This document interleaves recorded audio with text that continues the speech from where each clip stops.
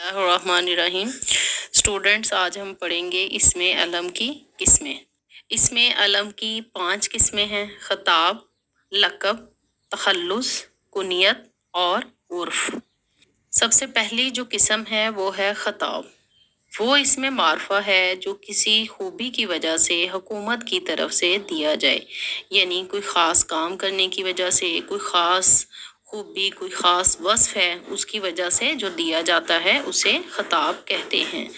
जैसे रुस्तम जमा, शमसुल उलमा, खान बहादुर वगैरह। लक़ब वो इसमें मारफा जो किसी खूबी की वजह से कौम की तरफ से दिया जाए, जैसे मूसा कलीमुल्लाह, ईसा रूहुल्लाह, कायद आज़म, कायद मिल्लत वगैरह। यानी आप कोई ख़ास काम करते हो जिसकी वजह से जो आपकी अवाम है या कौम है वो आपको किसी ख़ास नाम से पुकारती है तो उसे लक़ब कहा जाता है। तखल्लुस देखे बेटा, अगर हम शेर शायर जो हैं अपना पूरा नाम लिखेंगे तो वो शेर में बहुत लंबा हो जाएगा। यानी मुख्तसर नाम लिखने की वजह ये है कि शायर को वहाँ पे शेर में अपना तखल्लुस भी वो लिख देता है और पता भी चल जाता है कि किस शायर का जो कलाम है या किस शायर ने इस नज़म या गज़ल को लिखा है। इब्राहिम ज़ौक है पूरा नाम, तो पूरा नाम नहीं आएगा बल्कि सिर्फ ज़ौक आएगा। कुनियत वो इसम है जो बाप, माँ या बेटे या और किसी ताल्लुक की वजह से पुकारा जाए, जैसे इब्ने खताब, इब्ने मरियम, अबू अल कासम, अबू तराब।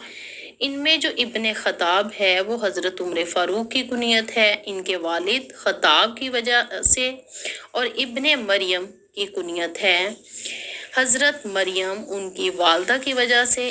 ये जो नाम वालदैन की वजह से पुकारे जाएं, यानी उनका ताल्लुक जो शो करते हैं, जाहिर करते हैं कि ये फलां की औलाद है, यानी बाप इसका ये है, माँ इसकी ये है, यानी माँ या बाप के साथ जो ताल्लुक जाहिर किया जाता है वो होता है, वो क्या होता है, वो कुनियत है। यानी माँ बाप के साथ ताल्लुक को जाहिर करना कुनियत कहलाता है। उर्फ वो इसम है जो या तो वालदैन बचपन ही से बच्चे को प्यार से एक नाम रख लेते हैं या उसका असल नाम जो बिगड़ कर किसी और खूबी या नुक्स की वजह से मशहूर हो जाता है उसे उर्फ कहते हैं।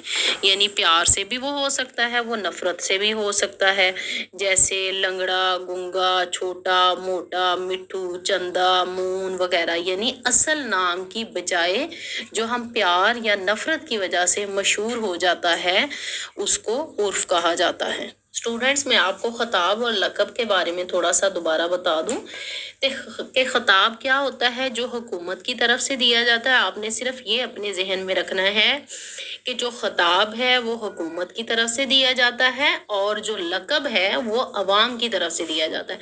जब आपको खताब और लक़ब का पता चल जाएगा कि खताब हुकूमत की तरफ से है और लक़ब जो है वो अवाम या कौम की तरफ से है, तो आपको खताब और जो लक़ब है ये सही तरह से समझ में आ जाएगा।